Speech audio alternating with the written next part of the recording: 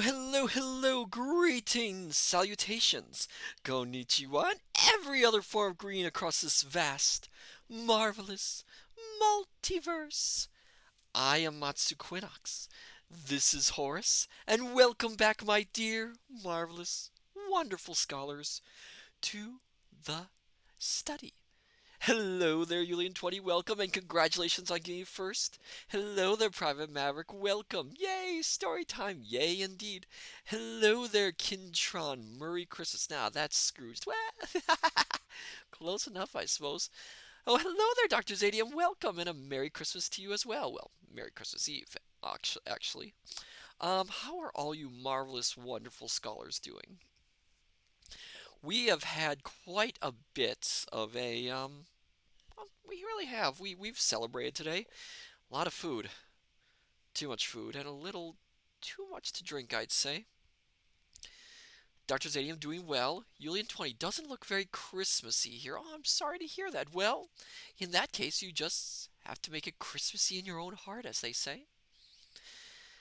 Ah, yes, it is that time of the year. Almost time for the Christmas day, or whatever tradition you celebrate. Whatever tradition it is, I'm sure it's a good one for all of you. Kintron, Santa Tracker says he's in Quebec. Huh, that's interesting. He hasn't visited here just yet. I know he comes sometimes. Sometimes I have to show him the way out. It can get very confusing when you visit the study, especially if you're visiting suddenly. But we always get our gifts in time, don't we, Horace?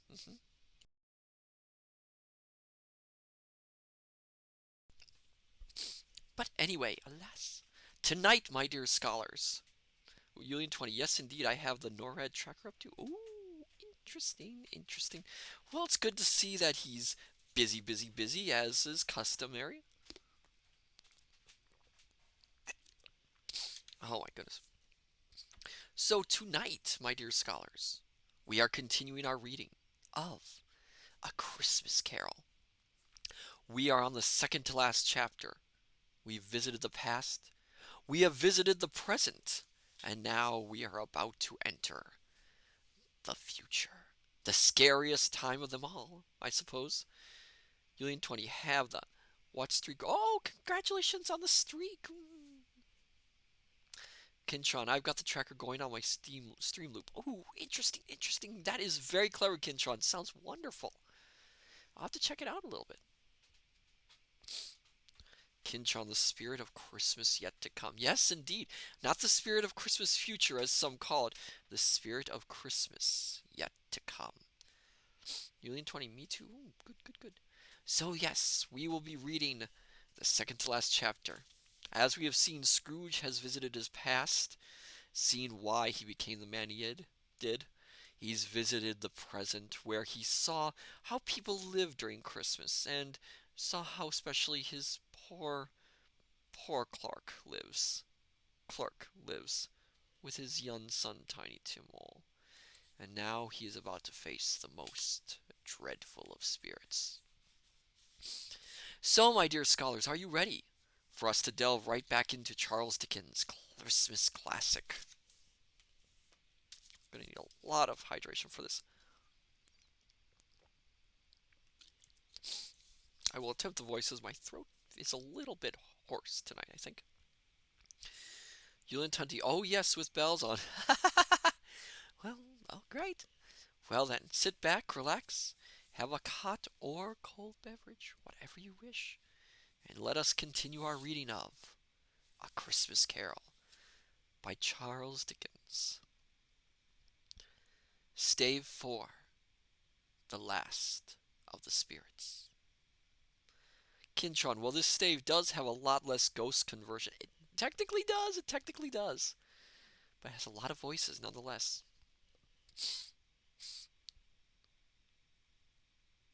The phantom slowly, gravely, silently approached.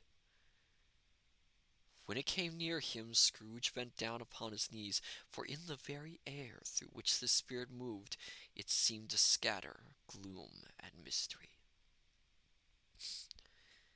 It was shrouded in a deep black garment, which concealed its head, its face, its form, and left nothing of it visible save one outstretched hand. But for this, it would have been difficult to detach its figure from the night, and separate it from the darkness by which it was surrounded. He felt that it was tall and stately when it came beside him, and that its mysterious presence filled him with a solemn dread. He knew no more, for the spirit neither spoke nor moved. I am in the presence of the ghost of Christmas yet to come, said Scrooge. The spirit answered not, but pointed onward with its hand. You're about to show me shadows of the things that have not happened, but will happen in the time before us, Scrooge pursued. Is that so, spirit? The upper portion of the garment was contracted for an instant in its folds, as if the spirit had inclined its head. That was the only answer he received. Although well used to ghostly company by this time, Scrooge feared the silent shape so much that his legs trembled beneath him, and he found that he could hardly stand when he was prepared to follow it. The spirit paused a moment, as observing his condition and giving him time to recover. But Scrooge was all the worse for this. It thrilled him with a vague, uncertain horror to know that beneath the dusky shroud there were ghostly eyes intently fixed upon him, while he, though he stretched his own to the utmost, could see nothing but a spectral hand and one great heap of black. Ghost of the future, he exclaimed, I fear you more than any spectre I have seen, but as I know your purpose is to do me good, and as I hope to live to be another man from what I was, I am prepared to bear you company, and do it with a thankful heart. Will you not speak to me? It gave him no reply. The hand was pointed straight before them. Lead on, said Scrooge. Lead on. The night is waning fast, and it is precious time to me, I know. Lead on, spirit. Excuse me. The phantom moved away as it had come towards him. Scrooge followed in the shadow of its dress, which bore him up, he thought, and carried him along. Oh, hello there, Sophia Ignace. Welcome. Hello, my old potato. I am not an old potato. I am not a bit of beef, or an underdone bit of potato, or indigestion. But thank you and welcome, Sophia Ignace. We've just started the chapter.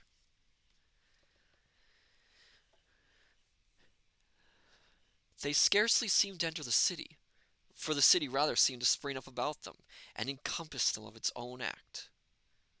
But there they were in the heart of it, on 'change among the merchants, who hurried up and down and chinked the money in their pockets and conversed in groups, and looked at their watches and trifled thoughtfully with their great gold seals, and so forth, as Scrooge had seen them often. The spirit stopped beside one little knot of businessmen. Observing that the hand was pointed to them, Scrooge advanced to listen to their talk. "No," said a great fat man with a monstrous chin. "I don't know much about it, either way. I only know he's dead." When did he die? inquired another. "Last night, I believe." "Why, what was the matter with him?" asked a third, taking a vast quantity of snuff out of a very large snuff-box. "I thought he'd never die." No, where was it? Oh, sorry. "God knows," said the first with a yawn. "What has he done with his money?" asked a red-faced gentleman with a prodigious excrement on the end of his nose that shook like the gills of a turkey cock. "I haven't heard," said the man with the large chin, yawning again. "Left it to his company, perhaps. He hasn't left it to me, that's all I know." This pleasantry was received with a general laugh. "It's likely to be a very cheap funeral," said the same speaker. Upon my life, I don't know of anybody to go to it. Suppose we make up a party and volunteer. I don't mind going if a lunch is provided, Observed the gentleman with the excrements on his nose. but I must be fed if I make one. Another laugh. Well, I am the most disinterested among you after all, said the first speaker, for I never wear black gloves, and I never eat lunch. But I'll offer to go if anybody else will. When I come to think of it, I'm not at all sure that I wasn't his most particular friend, for we used to stop and speak whenever we met. Bye-bye. Excuse me. Speakers and listeners strolled away and mixed with other groups. Scrooge knew the men, and looked towards the spirit for an explanation. The phantom glided into a street. Its fingers pointed to two persons meeting. Scrooge listened again, thinking that the explanation might lie here. He knew these men also perfectly.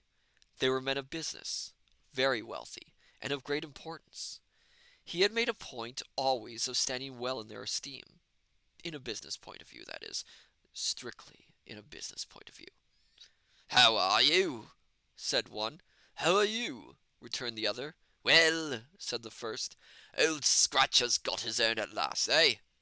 So I'm told, returned the second. Cold, isn't it? Seasonable for Christmas time. You're not a skater, I suppose. No, no, something else to think of. Good morning. Not another word. That was their meeting, their conversation, and their party. Quick hydration for this.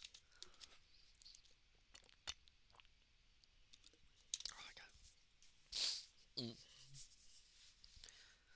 Scrooge was at first inclined to be surprised that the spirit should attach importance to conversations apparently so trivial, but feeling assured that they must have some hidden purpose, he set himself to consider what it was likely to be. They could scarcely be supposed to have any bearing on the death of Jacob, his old partner, for that was the past, and this ghost's providence was the future. Nor could he think of anyone immediately connected with himself to whom he could apply them. But, nothing doubting that to whomsoever they applied, they had some latent moral for his own improvement, he resolved to treasure up every word he heard, and everything he saw, and especially to observe the shadow of himself when it appeared. For he had an expectation that the conduct of his future self would give him the clue he missed, and would render the solution of these riddles easily. Oh, you poor, poor Scrooge. He looked about in that very place for his own image. But another man stood in his accustomed corner, and though the clock pointed to his usual time of day for being there, he saw no likeness of himself among the multitudes that poured in through the porch. It gave him little surprise, however, for he had been revolving in the mind of a change of life, and thought and hoped he saw his newborn resolutions carried out in this. Excuse me. Quiet and dark beside him stood the phantom, and with its outstretched hand,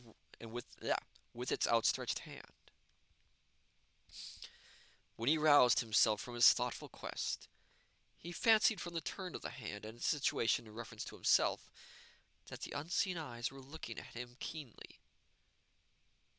It made him shudder and feel very cold. They left the busy scene and went into an obscure part of the town, where Scrooge had never penetrated before, although he recognized its situation and its bad repute. The ways were foul and narrow, the shops and houses wretched, the people half naked, drunken, slipshod, ugly. Alleys and archways, like so many cesspools, disgorged their offences of smell and dirt and life upon the straggling streets, and the whole quarter reeked with crime, with filth, with misery. Far in this den of infamous resort there was a low-browed beetling shop, below a penthouse roof, where iron, old rags, bottles, bones, and greasy offal were bought.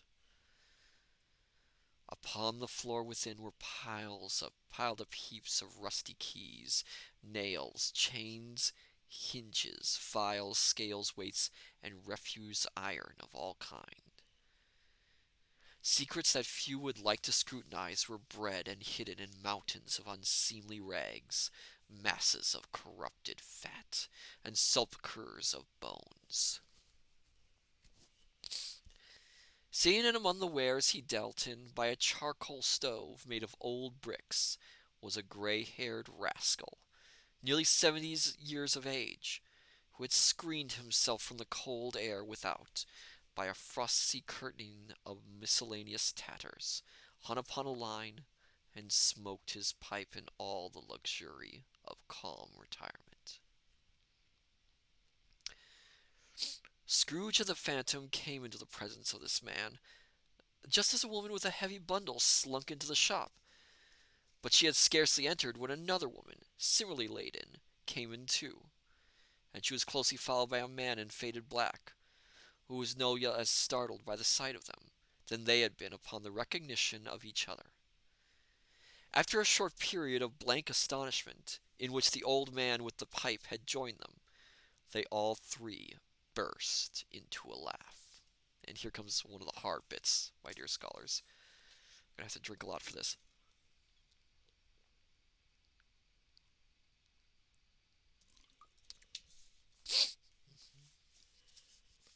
Excuse me. Let the charwoman alone to be the first, Cried she who had entered first. let the laundress alone to be the second, and let the undertaker's man alone to be the third. Look here, old Joe, here's a chance.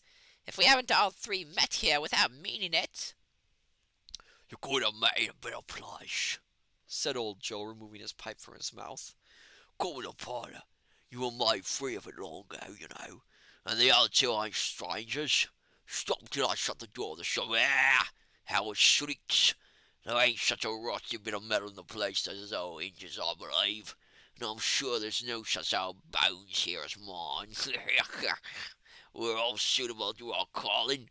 We're well matched. Come in the parlour. Come in the parlour. The parlour was the space behind the screen of rags. The old man raked the fire together with an old stair-rod, and having trimmed his smoky lamp, for it was night, with the stem of his pipe, put it in his mouth again. While he did this, the woman who had already spoken threw her bundle on the floor and sat down in a flaunting manner on a stool, crossing her elbows on her knees and looking with a bold defiance at the other two. Private Maverick, it's the only warmth he ever had. True. What odds, then? What odds, Mrs. Dilber? Said the woman. Every person has a right to take care of themselves. He always did. That's true, indeed, Said the laundress. no man more so. Well then, don't stand staring if you're afraid, woman. Who's the wiser? We're not going to pick holes in each other's coats, I suppose. No, indeed, Said Mrs. Dilber and the man together. we should hope not. Very well then, Cried the woman. that's enough. Who's the worse for the loss of a few things like these? Not a dead man, I suppose. No, indeed, Said Mrs. Dilber, laughing. if he wanted to keep him after he's dead, a wicked old screw. Pursued the woman. Why wasn't he natural in his lifetime? If he had been, he'd have had somebody to look after him when he was struck with death, instead of lying, gasping out his last there, alone by himself. It's the truest words that ever was spoken, Said Mrs. Dilber. It's a judgment on him. I wish it was a little heavier one. Replied the woman. And it should have been, you may depend upon it. If I could have laid my hands on anything else. Have me that bundle, old Joe, and let me know the value of it. Speak up plain. I'm not afraid to be the first. Not afraid for them to see it. We know pretty well that we were helping ourselves before we met here, I believe. It's no sin. Open the bundle, Joe. But the gallantry of her friends would not allow of this, and the man in faded black, mounting the breach first, produced his plunder. It was not extensive. A seal or two, a pencil case, a pair of sleeve buttons, and a brooch of no great value were all. They were severely examined and appraised by old Joe, who chalked the sums he was disposed to give for each upon the wall, and adding them up into a total, when he found there was nothing more to come. "That's your cow," Said Joe. "and I won't give another sixpence if I was to be boiled for not doing it. Who's next?" More water.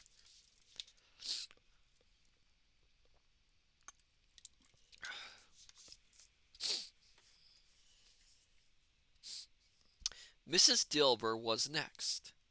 Sheets and towels, a little wearing apparel, 2 old-fashioned silver teaspoons, a pair of sugar tongs, and a few boots. Her account was stated on the wall in the same manner. "Oh, I'll give too much to ladies. It's a weakness of mine, and that's the way I rule myself," said old Joe. "That's your cow. If you ask me for another penny, and made it an open question, I'd repent of being so liberal, and knock off half a crown." And now undo my bundle, Joe, said the first woman.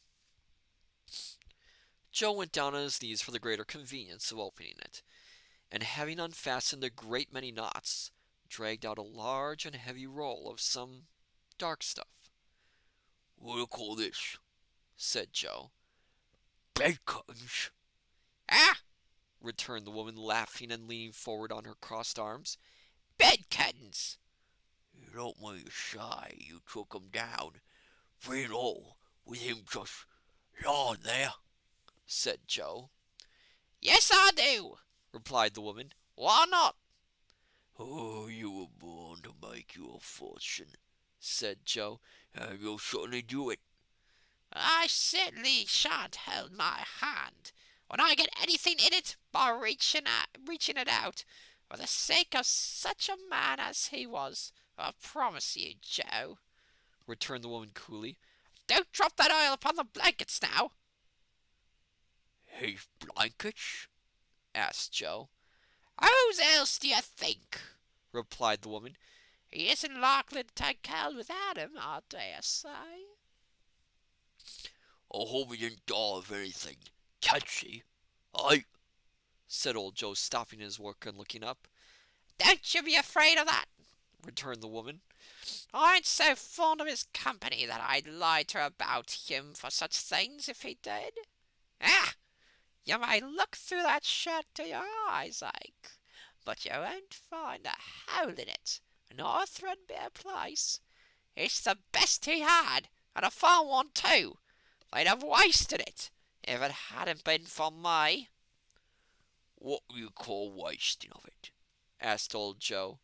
Put it on him to be buried in, to be sure. Replied the woman with a laugh. Somebody was fool enough to do it, but I took it off again. If calico ain't good enough for such a purpose, it isn't good enough for anything. It's quite as becoming to the body. He can't look uglier than he did in that time. Scrooge listened to this dialogue in horror. As they sat grouped about their spoil in the scanty light afforded by the old man's lamp, he viewed them with a detestation and disgust which could hardly have been greater, though they had been obscene demons marketing the corpse itself. Laughed the same woman when old Joe, producing a flannel bag with money in it, told out their several gains upon the ground. This is the end of it, you see. I frightened everyone away from him when he was alive, to profit us when he was dead. Oh, another drink.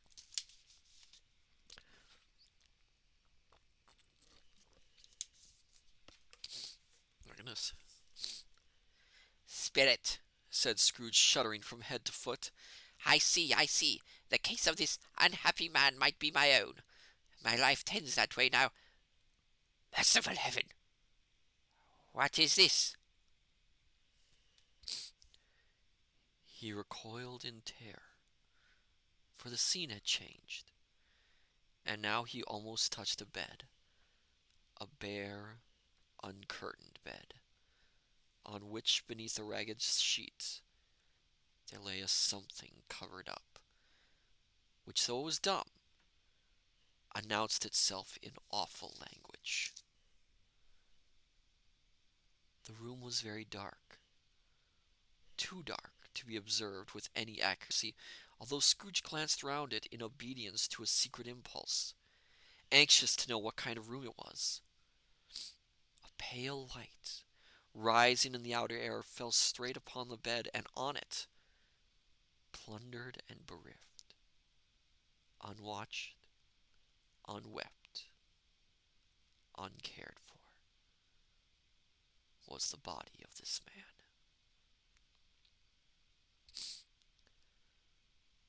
Scrooge glanced towards the phantom. Its steady hand was pointing to the head. The cover was so carelessly adjusted that the slightest raising of it, the motion of a finger upon Scrooge's part, would have disclosed the face. He thought of it, felt how easy it would be to do, and longed to do it, but had no more power to withdraw the veil than to dismiss the spectre at his side.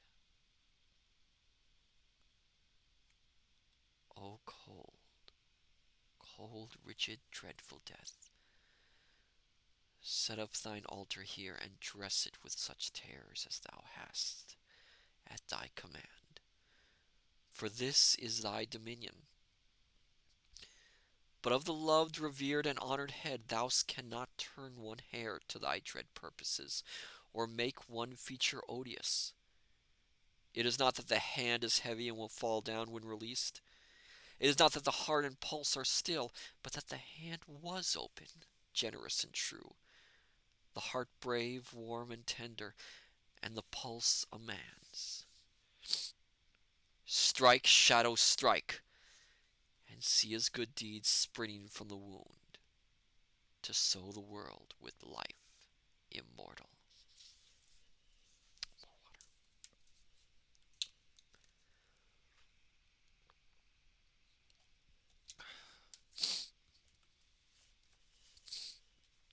No voice pronounced these words in Scrooge's ears, and yet he heard them when he looked upon the bed.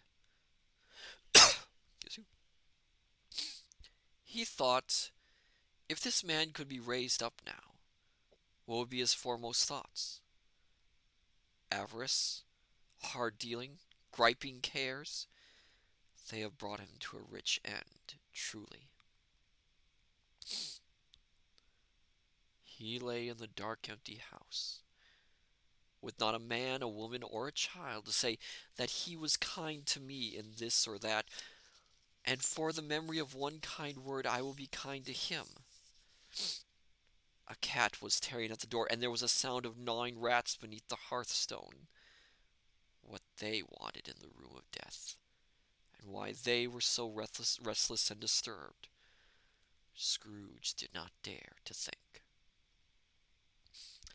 Spirit, he said, this is a fearful place. In leaving it, I shall not leave its lesson. Trust me. Let us go. Still the ghost pointed with an unmoving finger to the head. I understand you, Scrooge returned, and I would do it if I could, but I have not the power, Spirit. I have not the power. Again it seemed to look upon him. If there is any person in the town who feels emotion caused by this man's death, said Scrooge, quite agonized, show that person to me, Spirit, I beseech you.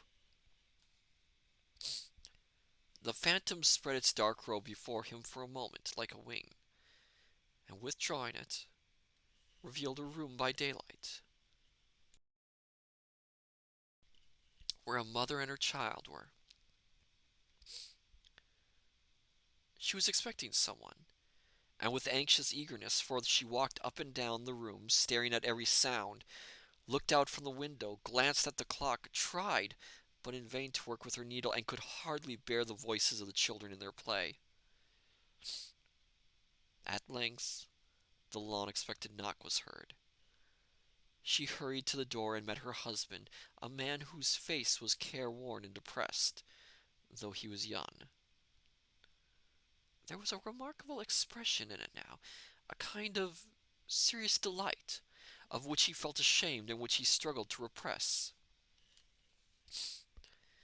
He sat down to the dinner that had been hoarding for him by the fire, and when she asked him faintly what news, which was not until after a long silence, he appeared embarrassed how to answer. "Is it good," she said, "or bad?" To help him.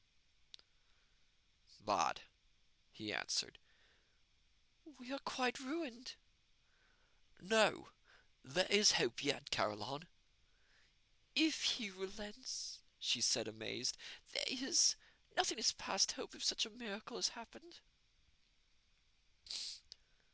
"He is past relenting," said her husband. "He is dead."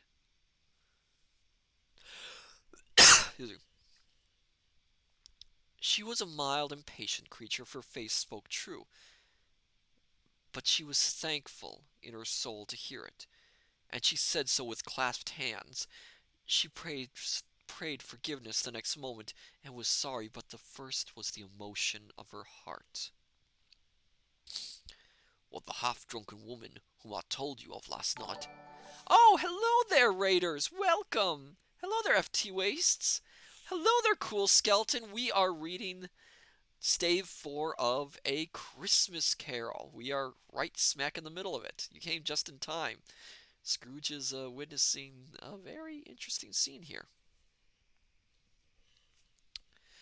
"Well, the half-drunken woman whom I told you of last night said to me, when I tried to see him and obtain a week's delay, what I thought was a mere excuse to avoid me, turns out to have been quite true.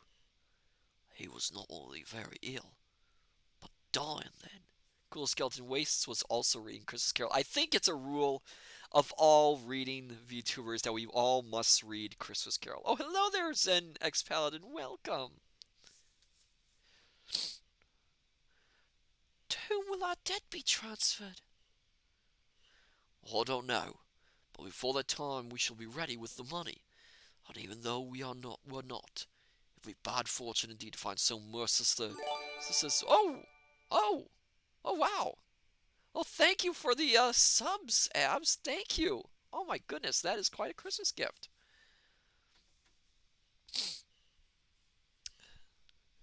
Cool Skeleton, oh my gosh. Oh my good, oh my goodness, oh my goodness. Oh my goodness. Oh my goodness. We got a hype train going. Oh my goodness. Thank you, T-Waste, for all the subs. Was not expecting that. It's a Christmas miracle. Indeed. "It would be bad fortune indeed to find so merciless a creditor in his successor. We may sleep tonight with light hearts, Caroline." Yes, soften it as they would, their hearts were lighter. The children's faces, hushed and clustered round to hear what they so little understood, were brighter, and it was a happier house for this man's death. The only emotion that the ghost could show him, caused by the event, was one of pleasure. "Let me see some tenderness connected with the death," said Scrooge, "or that dark chamber spirit which we left just now will be forever present to me." The ghost conducted him through several streets familiar to his feet, and as they went along, Scrooge looked here and there to find himself, but nowhere was he to be seen. They entered poor Bob Cratchit's house, the dwelling he had visited before, and found the mother and the children seated round the fire. Cool, Skeleton. I'm afraid this is where I will have to take my leave. Have a happy holiday, everyone. Have a happy holiday as well, Cool Skeleton. Thank you for coming. Oh my goodness. Excuse me.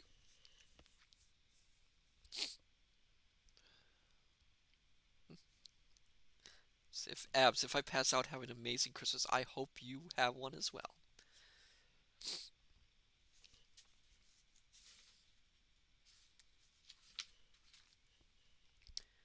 Quiet. Very quiet. The noisy little Cratchits were as still as statues in one corner, and sat looking up at Peter, who had a book before him.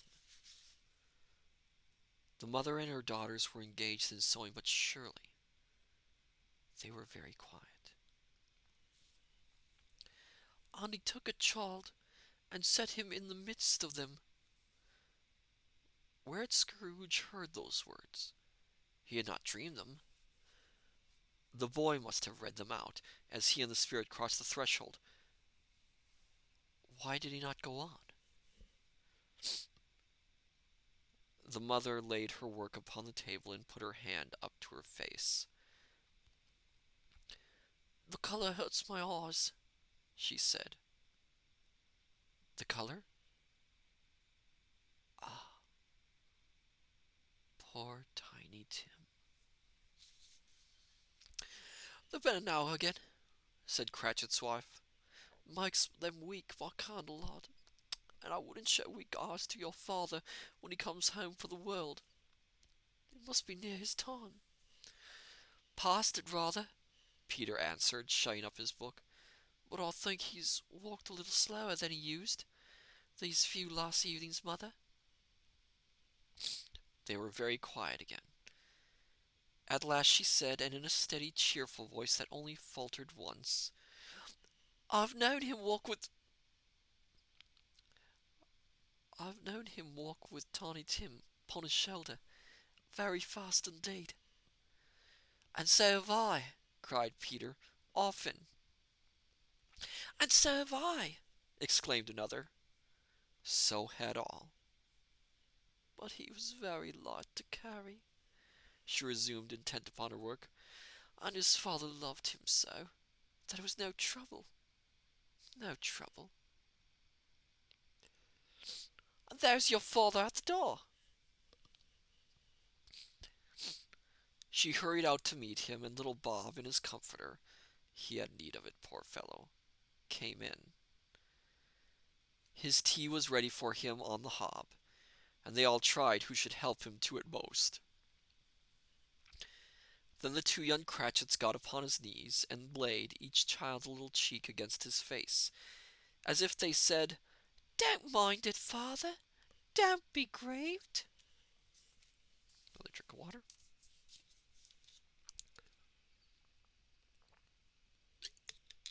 Ooh.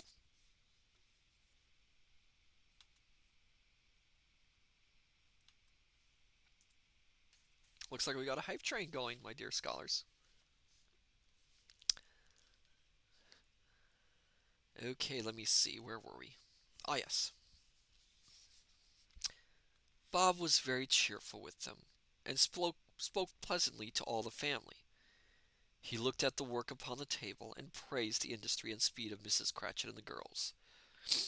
They would be done long before Sunday, he said. "Sunday? You went today, then, Robert?" said his wife.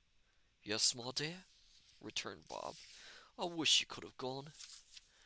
It would have done you good to see how green a place it is. But you'll see it often. I promised him that I would walk there on a Sunday."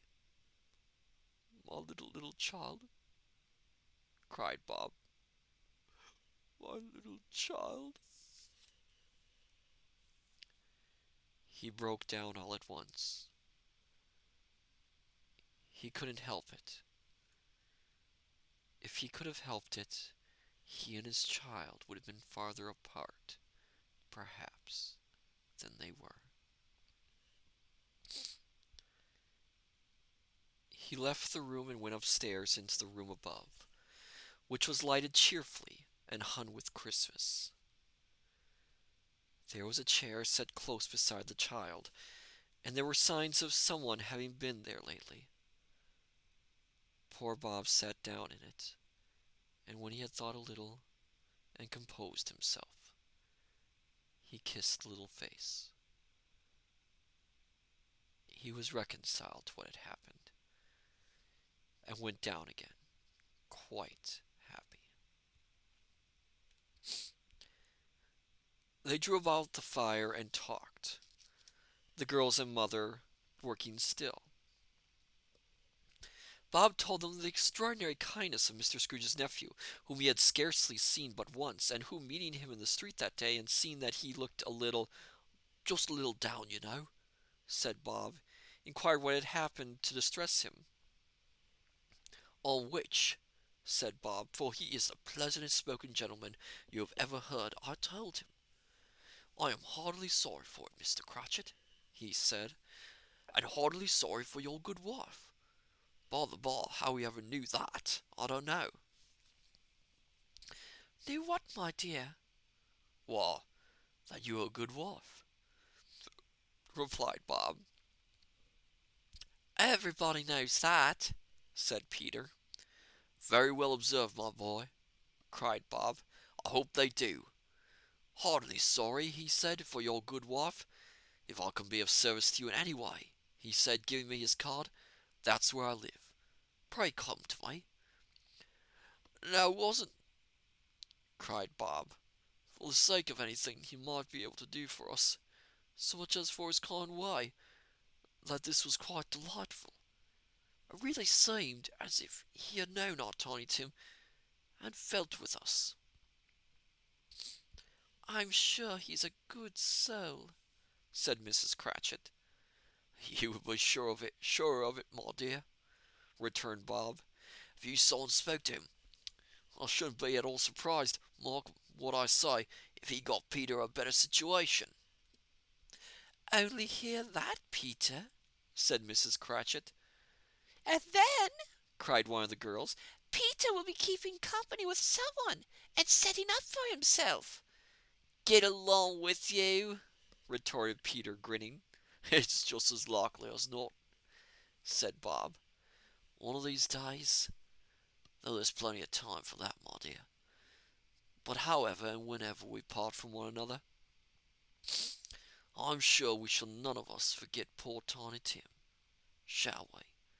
Or this first parting that there was among us. Never, father, cried they all.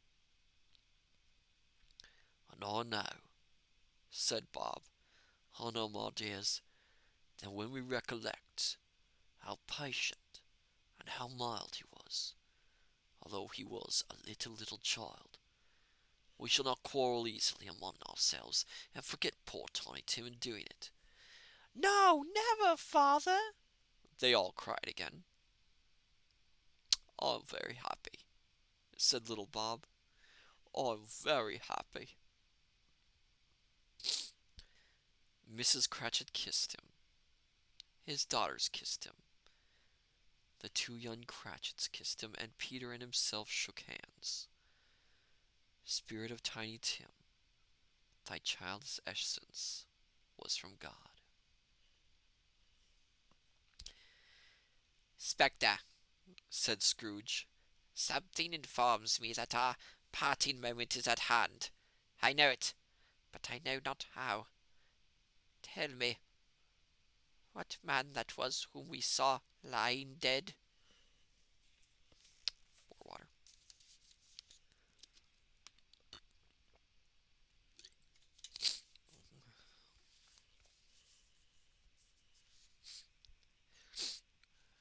The ghost of Christmas yet to come conveyed him, as before, though at a different time, he thought. Indeed, there seemed no order in these latter visions, save that they were in the future, into the resorts of business men, but showed him not himself. Indeed, the spirit did not stay for anything, but went straight on, as to the end just now desired, until besought by Scrooge to tarry for a moment. So next paladin, Thank you for the gift, FT Waste. Ah, wonderful. I'm glad this is wonderful night. This cart, said Scrooge, through which we hurry now, is where my place of occupation is, and has been for a length of time. I see the house. Let me behold what I shall be in days to come. The spirit stopped. The hand was pointed elsewhere. The house is yonder, Scrooge exclaimed. Why do you point away? The inexorable finger underwent no change. Scrooge hastened to the window of his office and looked in. It was an office still, but not his. The furniture was not the same, and the figure in the chair was not himself. The phantom pointed as before.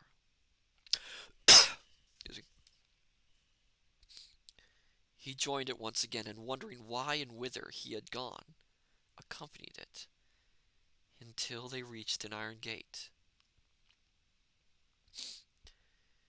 He paused to look round before entering. A churchyard. Here, then, the wretched man whose name he had now to learn lay underneath the ground. It was a worthy place. Walled in by houses, overrun by grass and weeds, the growth of vegetation's death, not life. Choked up with too much burying, fat with replented appetite. A worthy place.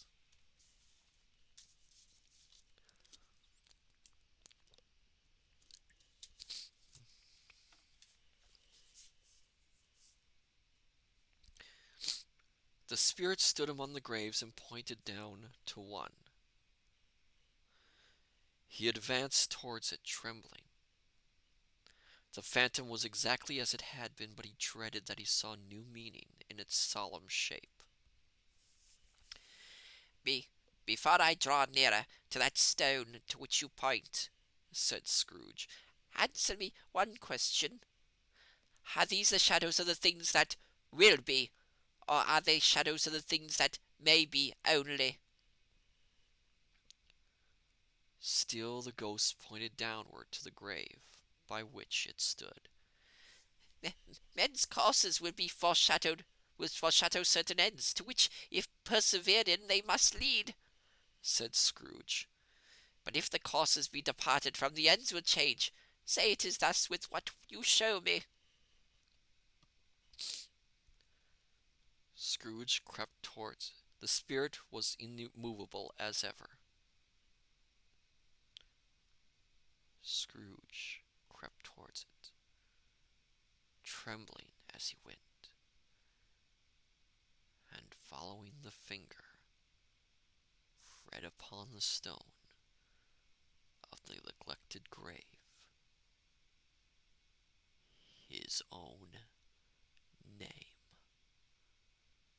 Ebenezer Scrooge. Am I that man who lay upon the bed?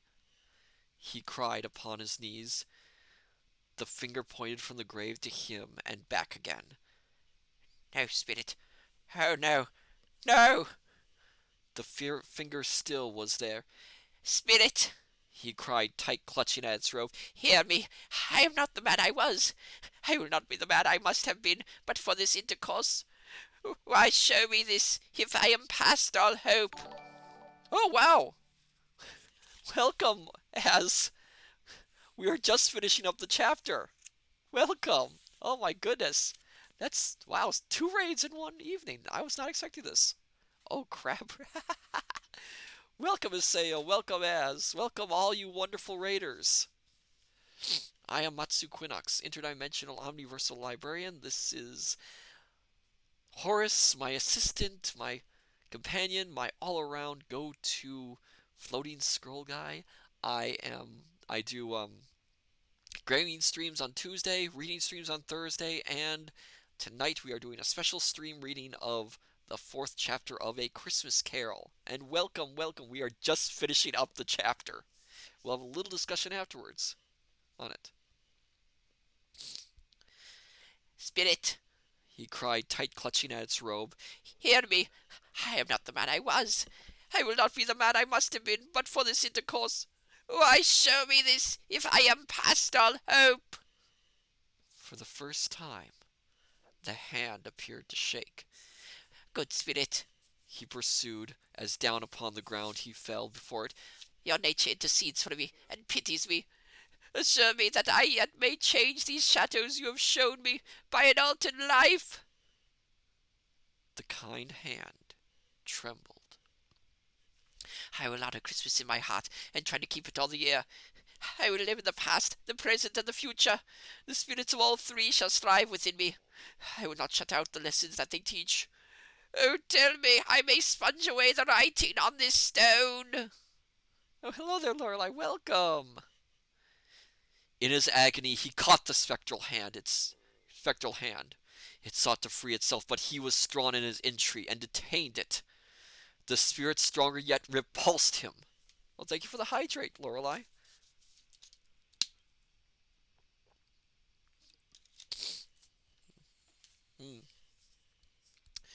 Holding up his hands in a last prayer to have his fate reversed, he saw an alteration in the phantom's hood and dress. It shrunk, collapsed, and dwindled down into a bedpost.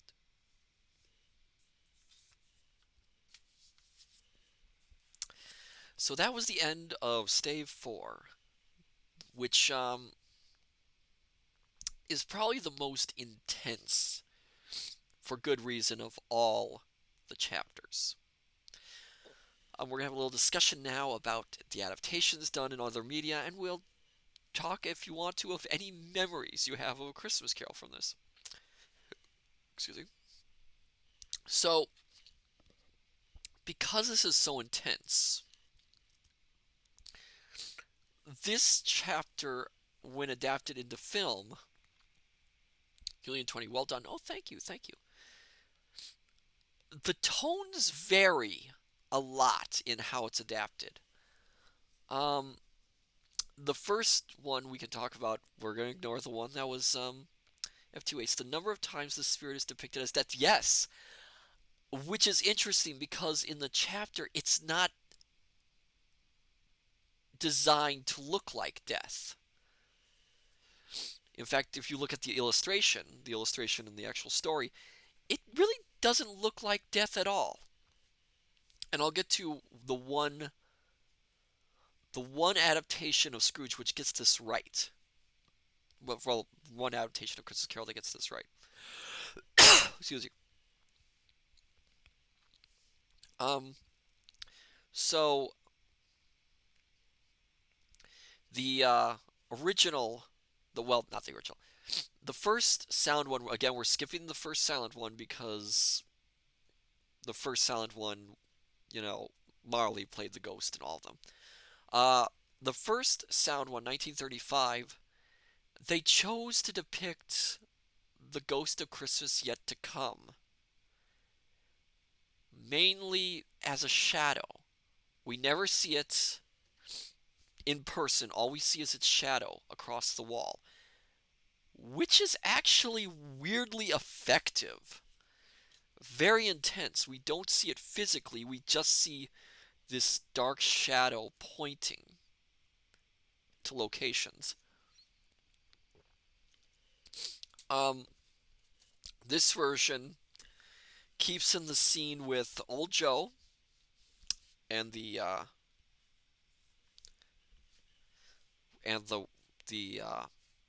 charwoman and funeral individual. My brain is not working tonight, apparently. My goodness. Keeps them in, which is surprising, although not unusual. And I'll get back to that as well. And they also keep in, of course, Tiny Tim. I don't recall if they keep in the scene where he finds the body. F2A, so I wonder if Disney's animated version took reference from that. It might have. It might have.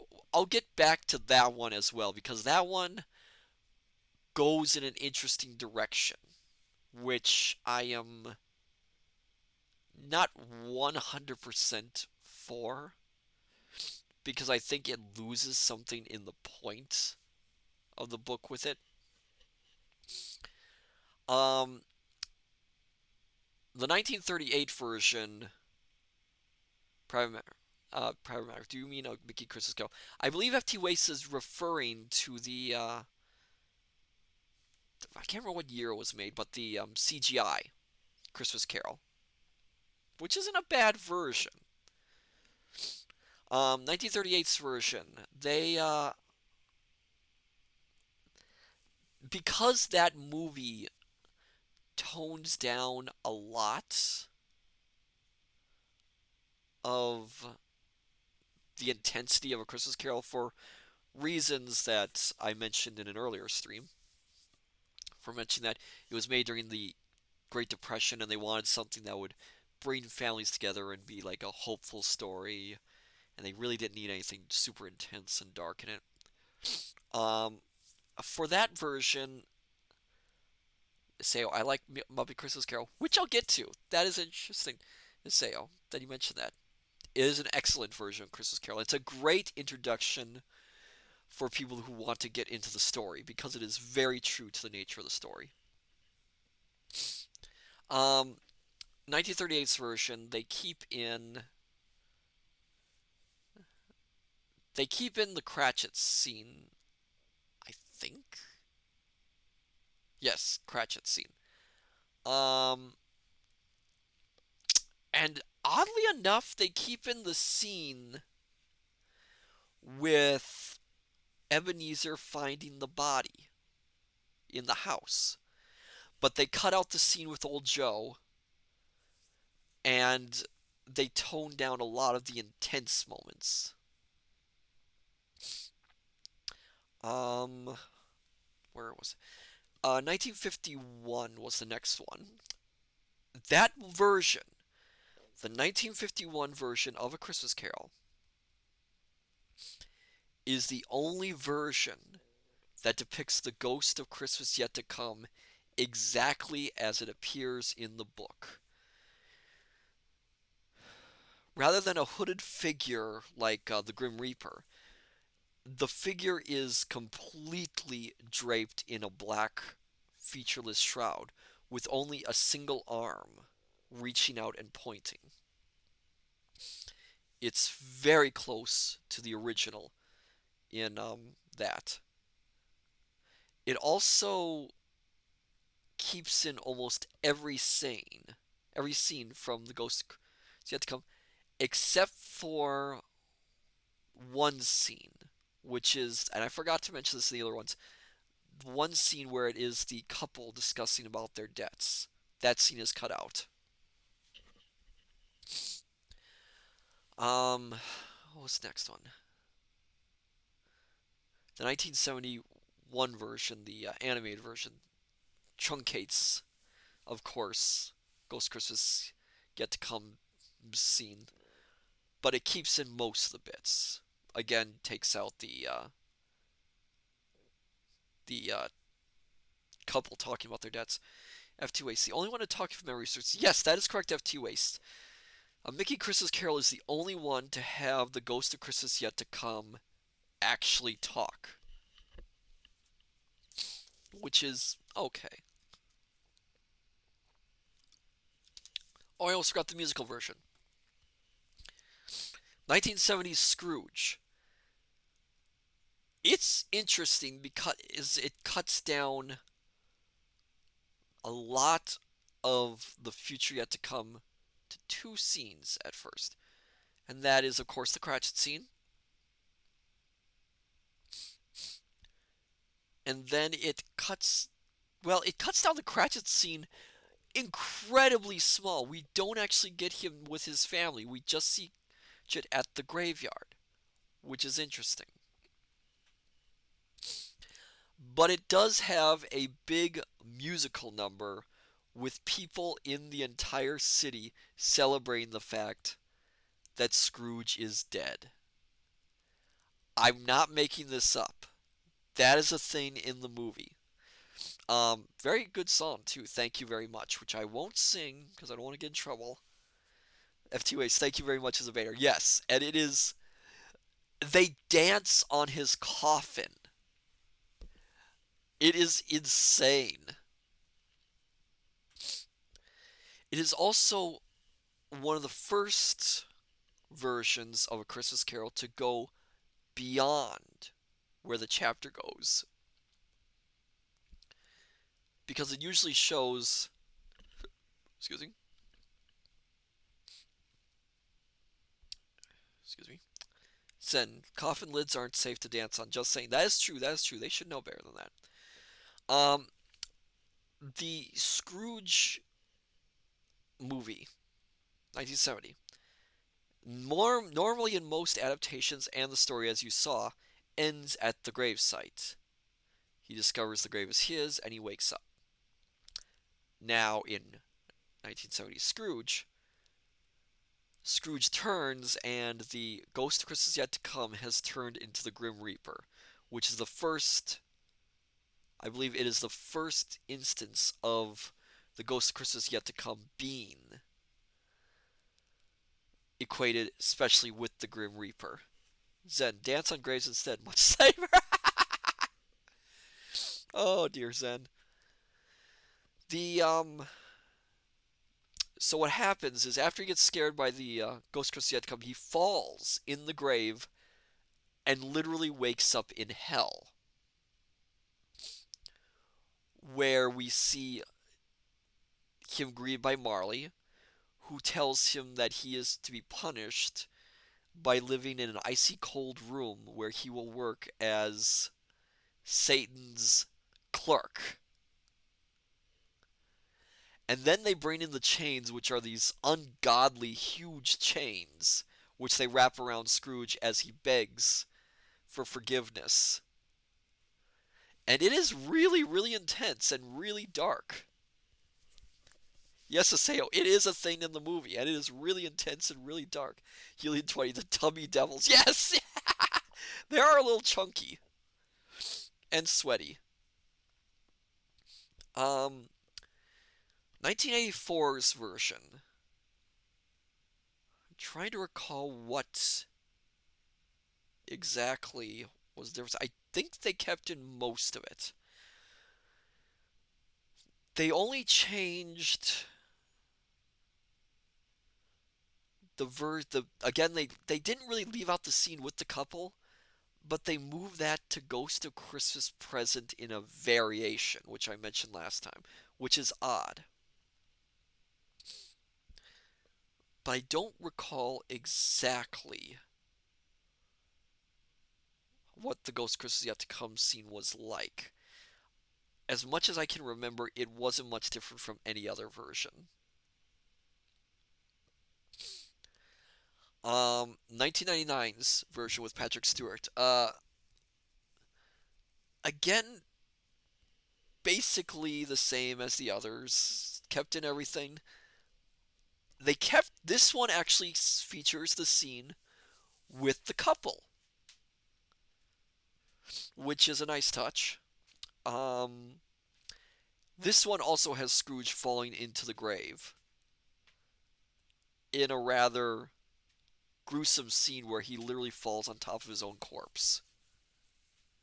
FT Wastes, oh, at least here it's just past midnight. Merry Christmas. Merry Christmas to you, FT Wastes. The,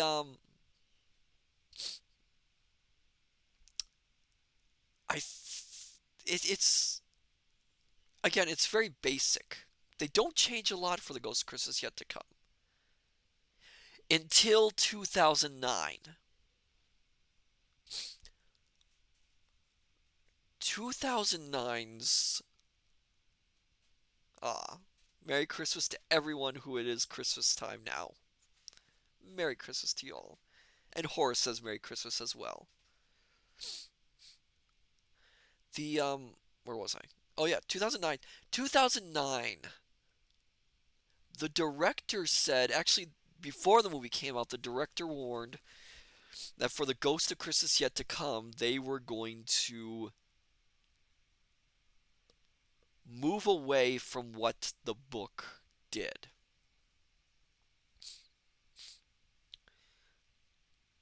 Now, this version does get somewhat clever with getting Scrooge into locations to see all these things. The ghost shrinks Scrooge to the size of a rat so that he can go into old Joe's place, and there's a whole chase on the rooftops, and he sees everything that happens in the book. Except for one, I almost forgot, but I'll get back to that.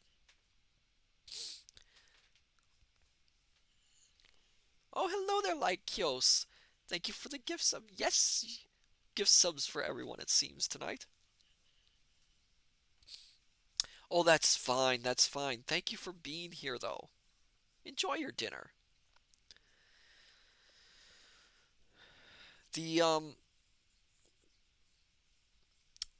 but the thing with the 2009 Legos, hope your stream has been going well, though. It has. Two ways. The slapstick padding is kind of meh in 2009's version, but the concept for the spirit itself is terrifying. Yes, and to be honest, Wastes, I kind of have an issue with that. This Ghost of Christmas Yet to Come is the first version of the Ghost of Christmas Yet to Come, which seems to be out and out trying to actually physically harm Scrooge and be depicted as somewhat malevolent in nature. Which is interesting because if you read, as you heard in the book, the Ghost of Christmas Yet to Come, like the other ghosts, is mentioned as being somewhat pitying Scrooge and being somewhat kind-hearted towards him. He's there to guide and help him, not to hurt him. I mean, I get the point of what they wanted to do, but it does, for me at least, it does jar with the rest of the story. And I do remember one of the interviews where they talked about wanting to make the Ghost of Christmas Yet to Come absolutely terrifying compared to all the other ghosts, which they succeeded in doing. Now, before I forget, there is one scene in the chapter which has never been adapted in any version of A Christmas Carol.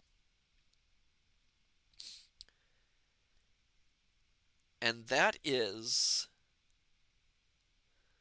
the scene where Scrooge finds his old working place and looks in and sees that he's not in the business. That someone else is seated there, that the furniture has changed, and that someone else owns the business now. That has never been adapted in any version of A Christmas Carol.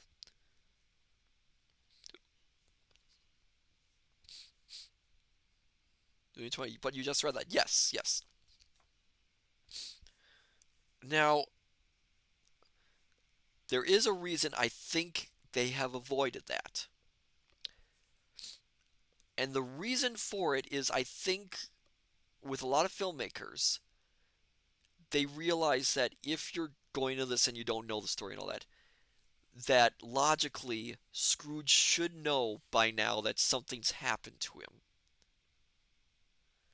And they don't want the audience to sort of think ahead to that point, because if he's not in his business, then where is he?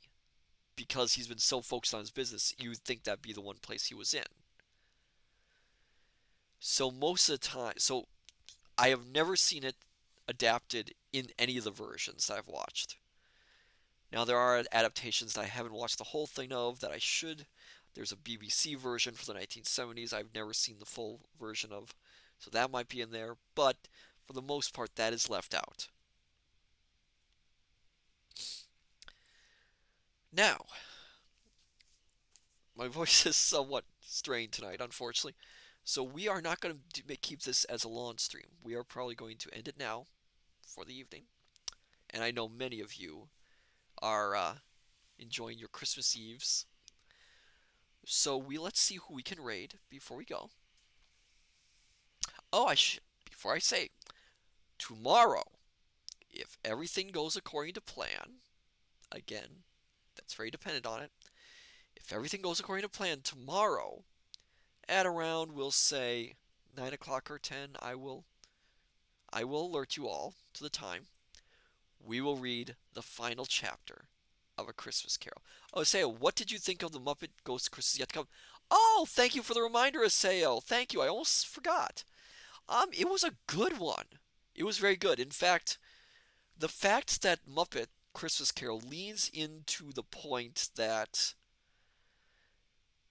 it's the one segment in A Muppet Christmas Carol that is played completely straight, with no jokes, no real gags, no commentary by Gonzo or what was his name? Rizzo? I think Rizzo. Which they actually mentioned that they leave off screen. I'll come back towards the end.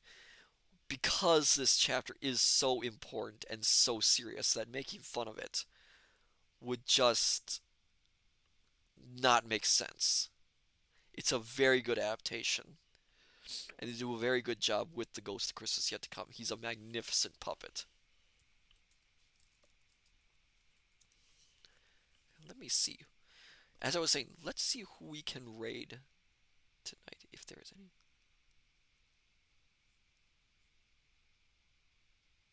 Well, you know what? Kintron has a stream group going. Let's all go visit the Kintron stream for tonight. That'd be fun. So, my dear scholars, I say unto you, good evening, good morning, good afternoon, till we meet each other again at the study. Take care, and I shall see you next time. Till then, farewell and bye bye.